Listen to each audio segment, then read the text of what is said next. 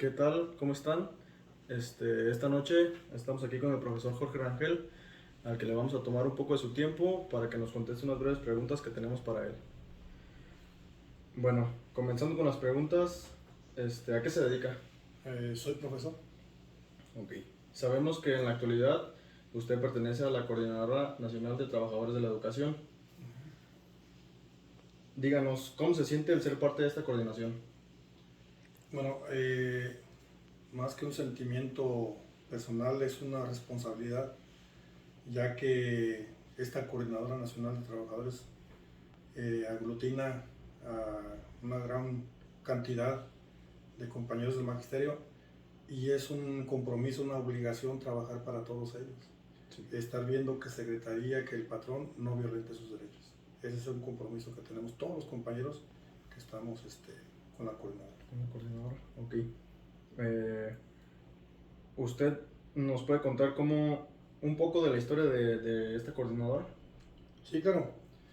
Bueno, en el momento en que nace la educación pública, se genera un sindicato nacional de trabajadores de la educación.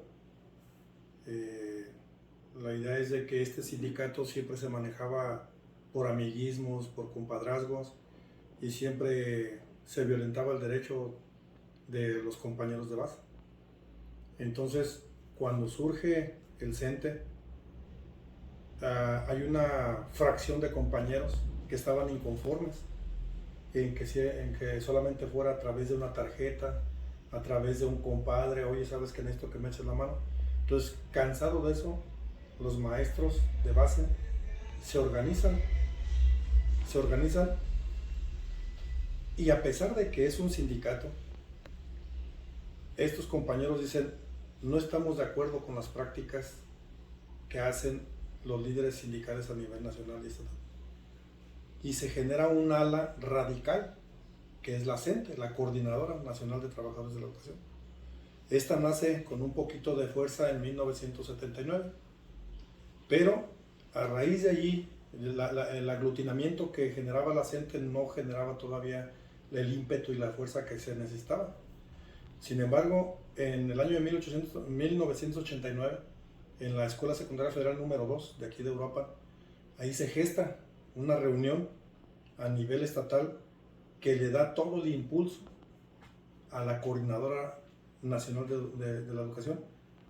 Y a partir de este movimiento del 89, se logran históricamente una gran cantidad de beneficios para los compañeros de base, que por derecho le correspondían, pero que la dirigencia nacional manejaba a su antojo nada más. Entonces, por eso, por la inquietud y por el descontento que tenían los compañeros de base, es que se genera esta situación de decir, yo soy del CENTE, pero no estoy de acuerdo con tú lo haces, nos vamos a organizar, vamos a pelear ante la federación, ante secretaría, cuáles son nuestros derechos y sobre eso vamos a trabajar. Esa es así a grandes rasgos la situación de la Coordinadora Nacional. Entonces, sabemos que la coordinadora se separa un poco del sindicato. Sabemos que para que los que organizan la coordinadora no están de acuerdo con lo que se maneja en el sindicato. Entonces la coordinadora lo que quiere es que se le cumplan más sus derechos como trabajadores de la educación. Entonces, ¿me podría usted decir cuáles son los principios o ideales de esta coordinadora? Claro, a raíz de que surgen estos personajes, los compañeros maestros, y se genera un colectivo para el trabajo, la diferencia entre el CENTE y la CENTE es que en la Escuela Secundaria Federal número 2 llegan todos los maestros de aquí de Uruapan y de otras regiones, y ahí se saca un documento que la coordinadora maneja como el proyecto político sindical, el PPS. Este PPS o este proyecto político sindical aglutina a todo y está velando por la situación y por los derechos de los compañeros. Una de las tareas de este proyecto político sindical es construir un proyecto alternativo de educación. ¿Qué significa esto? El Estado ha estado emitiendo programas educativos que van en detrimento del aprendizaje del alumno. Hace tiempo, no sé si se dieron cuenta, en el Instituto Politécnico Nacional y la UNAM se fueron a una huelga los estudiantes porque lo que aprendían ellos en una ingeniería se los querían quitar, y que los temas que se dan en preparatoria fueran los que se dieran a ese nivel de universidad. Entonces el conocimiento va demeritando. Todo lo que ustedes aprenden ahorita en la preparatoria, esos temas se daban en la secundaria. Entonces nosotros decíamos, necesitamos que el pueblo, que la sociedad se dé cuenta qué es lo que quiere el gobierno, los gobiernos, qué es lo que quiere el Estado. Tener autómatas. A ellos no les interesa, y lo podemos constatar con el RFC, con la CUR. Ya somos un número, ya somos una nomenclatura, ya no es fulano de tal, es tu nomenclatura, no me interesa cómo te llamas, tú tienes un número. Y eso, nosotros decíamos, es que los jóvenes, los alumnos, las nuevas generaciones, tienen que tener un aprendizaje distinto. Tienen que tener un aprendizaje distinto al que emite el Estado. Tiene que ser algo que realmente les ayuda a pensar. Hace tiempo se utilizaban los temas de lógica de conjuntos, filosofía, te ayudaba a pensar. Todo eso lo han quitado. ¿Qué es lo que quiere el Estado? Que los jóvenes no piensen, que sean como autómatas. Y entonces construimos a través de plenos de educación y cultura, así le llamamos desde el 2000, se sacó el proyecto alternativo de educación y cultura que le llamamos PDCEM. En ese PDCEM todos los maestros hicieron propuestas y construyeron un proyecto alternativo en donde iban todos los temas, filosofía, lógica, todas las situaciones que hacen al ser humano pensante, irracional, o más bien racional, que piense. Esos temas son los que la coordinadora está insertando en este PDC. Otra de las tareas es la gestoría democrática. Aquel compañero no tienes por qué decirle, tú espérate en casa, yo voy, porque luego se malinterpreta como que vas a ir a la conveniencia. Y una de las tareas principales del proyecto político sindical es que vayan todos para que se den realidad de qué es lo que se está peleando por los derechos del compañero. Otra de la principal tarea del proyecto, independientemente de que son seis tareas principales, la principal tarea es restituir el poder a la base. ¿Qué quiere decir esto? El Sindicato Nacional dice, nosotros determinamos con el gobierno federal cuánto es el aumento. Nosotros como sindicato, como líderes o como del centro, determinamos sin tomar en cuenta las necesidades de los compañeros. Y esta situación, la principal tarea, que es restituir el poder a las bases, es que cada uno de los compañeros en las reuniones de sus escuelas, que se llaman reuniones delegacionales, puedan vertir su opinión, y a partir de allí el representante sindical de cada una de las escuelas nos convocamos en Morelia a unas reuniones que les llamamos plenos de secretarios generales, en donde convergen todos los secretarios generales de las escuelas primarias, secundarias, inicial, preescolar, educación física, educación indígena. Todos los secretarios generales de las escuelas ahí convergen y ahí dicen, esto es lo que la base requiere. Y entonces esa es la diferencia entre la coordinadora y el centro, que realmente los compañeros que estamos en esta situación escuchamos a todos y con base en todos los argumentos, en todo lo que solicitan los compañeros de base, entonces de ahí se saca las minutas.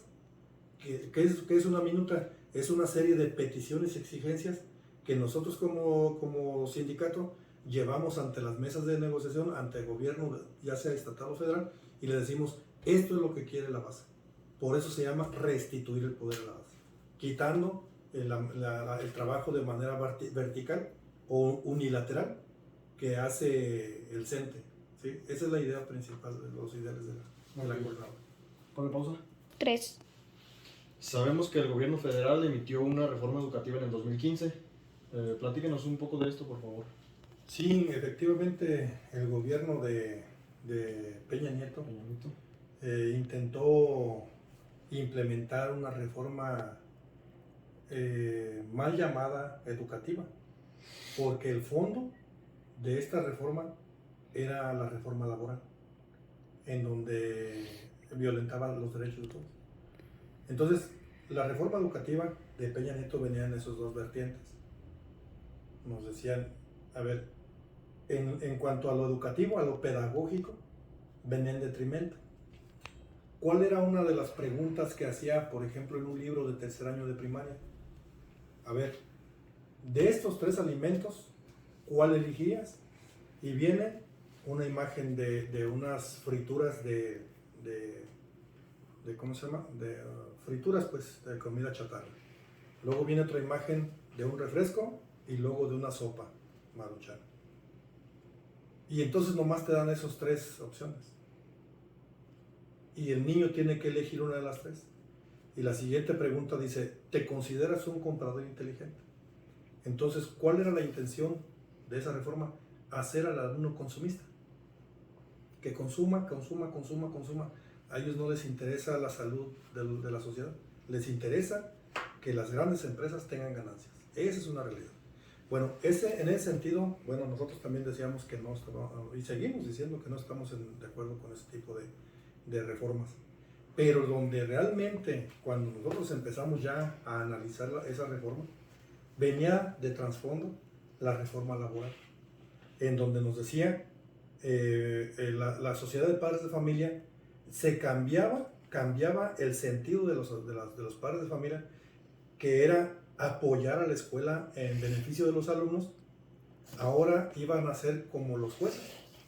Ellos iban a determinar qué maestro era apto para estar trabajando, a quién se contrataba, como tipo Estados Unidos.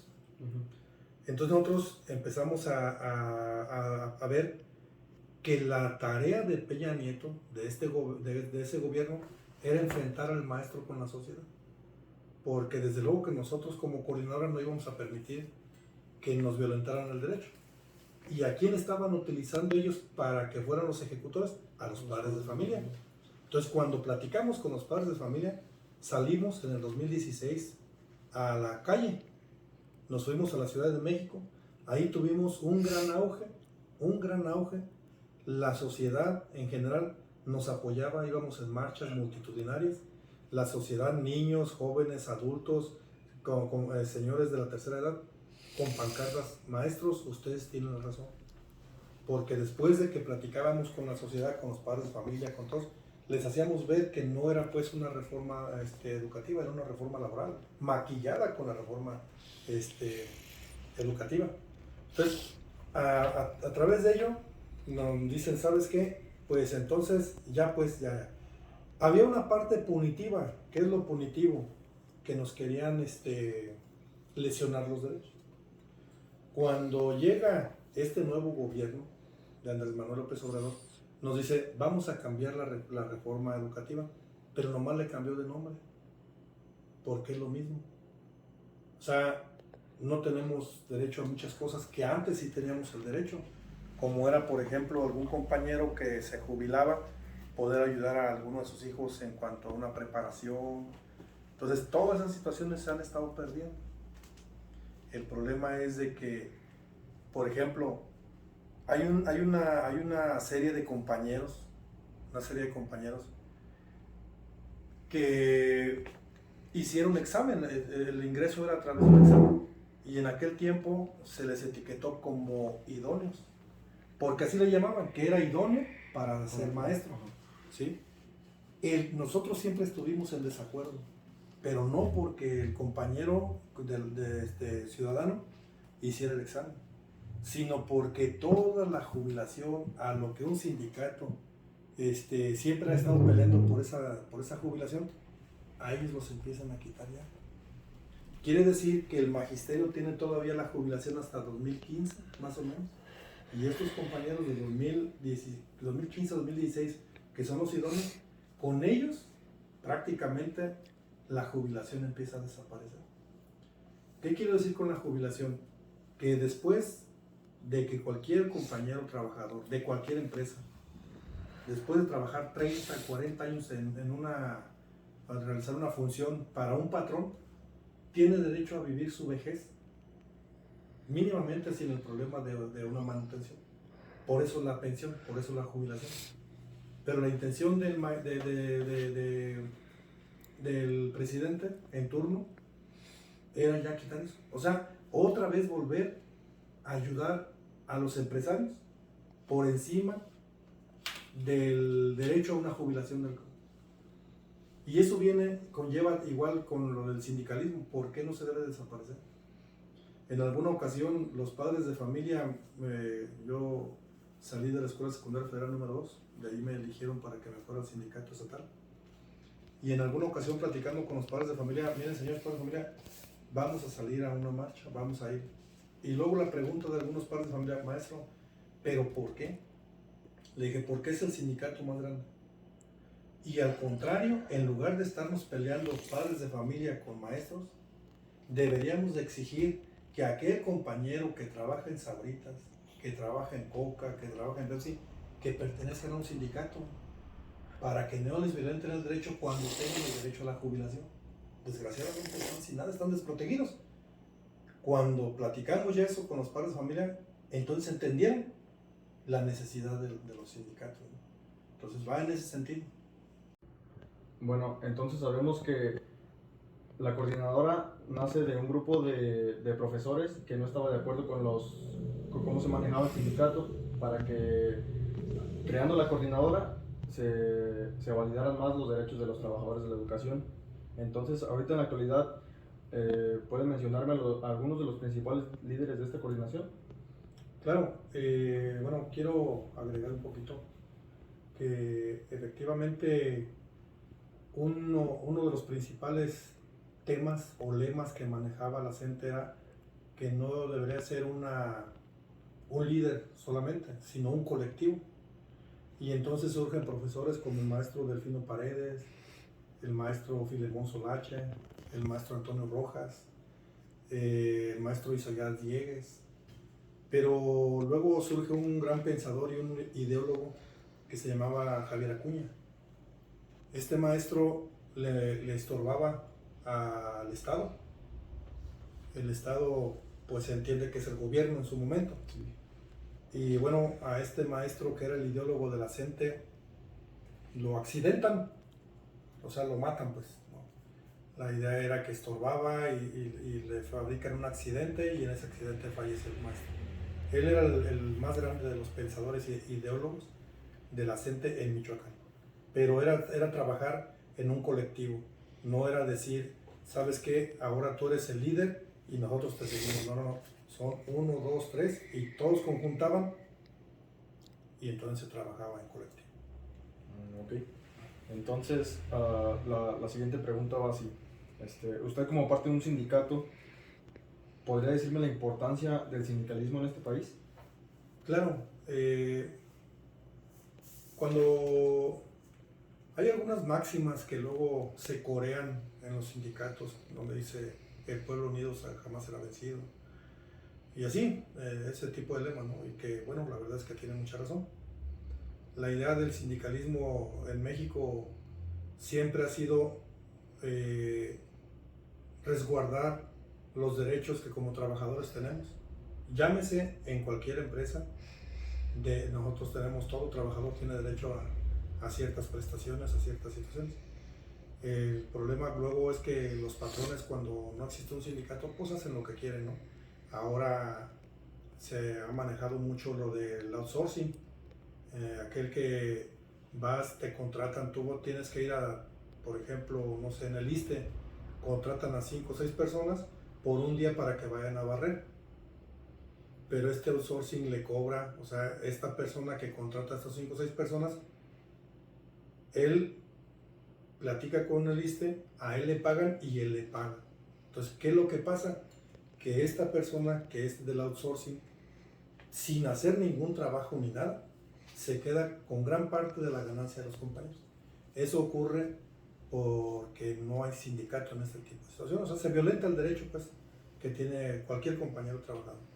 Por eso es la importancia del sindicalismo en México. Ok, entonces para finalizar, usted, la pregunta es, ¿cuál sería la importancia de que el sindicato desaparezca? De que un sindicato desaparezca. Entonces, con la pregunta anterior, con su respuesta, usted me dice que si no existiera de todas maneras un sindicato, o que si se desapareciera, entonces se le violentarían los derechos a los trabajadores. Sí, en efecto. Nosotros, en la coordinadora, bueno, en el CENTE, es el sindicato más grande de América Latina, aglutina alrededor de 1.700.000 compañeros a nivel nacional. Entonces, este sindicato, ha habido muchos gobiernos que han querido someterlo. Hemos tenido la fortuna de tener grandes pensadores, grandes compañeros que tienen ideales en que se sustente el derecho de los compañeros. Entonces, ¿qué ha ocurrido últimamente? En la Pepsi había sindicato, en la Coca-Cola había sindicato, en todos lados había sindicato. ¿Y qué es lo que está pasando? Dice el gobierno del estado, el gobierno federal: desaparece tu patrón si quieres desaparecerlo, y los desaparece. ¿Qué conlleva con esto? Que en cualquier rato te pueden correr sin que tengas tú ninguna situación. Existe ahorita conciliación y arbitraje, que es el que luego media entre el patrón y el trabajador, que el patrón lo corre y que el trabajador dice: sabes que pues me corres, pero yo tengo derecho a algo. El sindicato es la función que hace, proteger los derechos del compañero, que no sean violentados por los patrones. Y entonces, a raíz de ello, de los sindicatos, desde el modo de pensar, es que no deben de desaparecer. Son los compañeros que velan por los derechos de los compañeros que son más desprotegidos.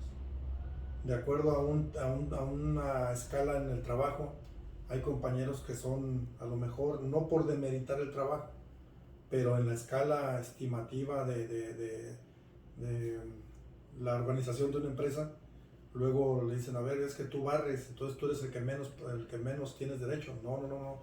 El compañero, independientemente del trabajo que realice, tiene un derecho, independientemente.